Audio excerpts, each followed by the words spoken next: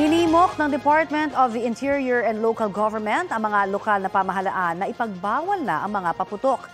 Para kay Interior Secretary Benher Abalos, mas mainam na magdaos na lamang ng public fireworks display para ligtas ang pagsalubong sa bagong taon. Kahapon ay sinimula na ng Department of Health ang kampanya laban sa paputok sa Mandaluyong. Barabarangay na po ang kampanya nila dahil dalawang bagong taon nang tumataas ang bilang ng mga nasasaktan dahil sa paputok. Sa datos ng DOH, 291 ang nasugatan sa paputok nang salubungin ang taong 2023. 188 naman sa parehong panahon noong salubong 2022.